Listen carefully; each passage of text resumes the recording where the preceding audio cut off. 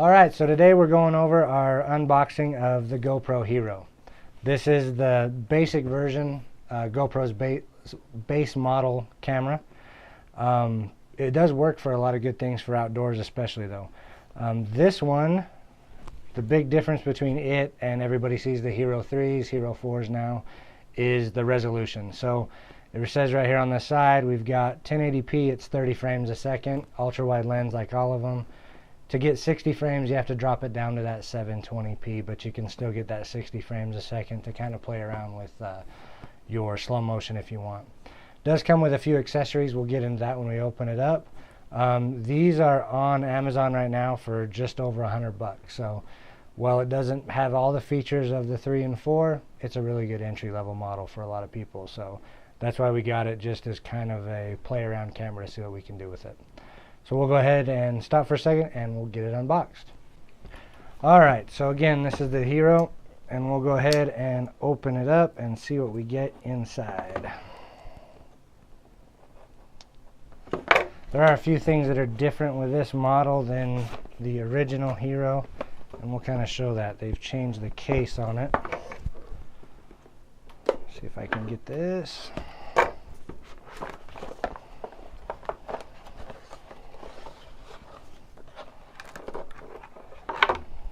They don't want that tab to go away. So we have our various manuals. Oh, stickers. Fun. Guess that's all we got for that. Go ahead and open this part up. And here's the camera itself. So this one, you've got the little base here that goes on all their other attachments. The big thing I saw that's a difference on this model compared to the others is this one does not come out of the case. The camera is actually part of the case.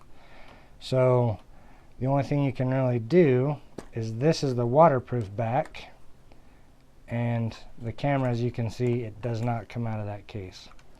So that's the big difference between the original Hero and this version of it. Let's see what else we have in the box, and then I believe there's another back in here as well. So we have a USB cable. And then this here is another back for it. We'll show here in a second how to swap those. And then we have a couple bases as well.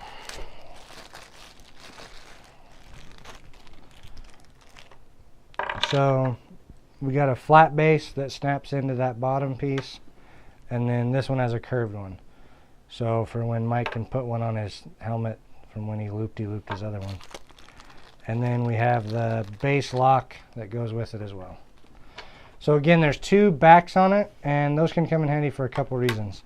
So since this camera does not come out of the case, this obviously is your weatherproof one that comes on it. So you can push it forward, latch it shut. All you've got is the two buttons for control, and then you can use it underwater, out in the rain, on our motorcycles, whatever we're going to use it for. But the other thing I might use this one for is a dash cam. And the nice part about this other back is, I believe this just snaps out. Yep. So if we snap this other back in here and close it up, now we have access to the USB port, which is really the only port on this camera. And as far as I've seen, the only thing that's for is to charge it. That you can't attach the LCD screen, a backpack, or anything to this.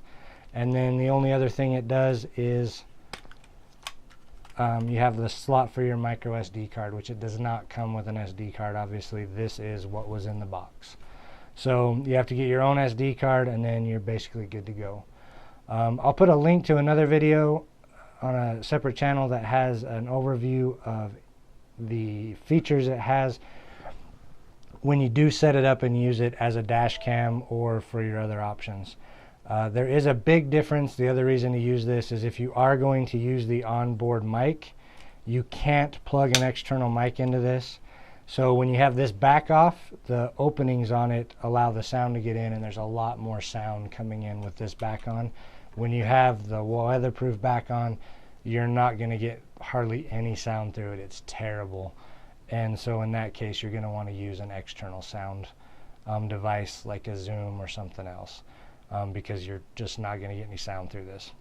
So that's just kind of the basics of what's in the box. And again, good entry-level GoPro. It'll be kind of fun to play around with. And if we low side a bike with the thing on the side of it, we're only at 120 bucks, so not a big deal. I'll put a link in the bottom for Amazon.com where you can pick this up, and a couple links to the other videos showing some features of it. So thanks and have a good one.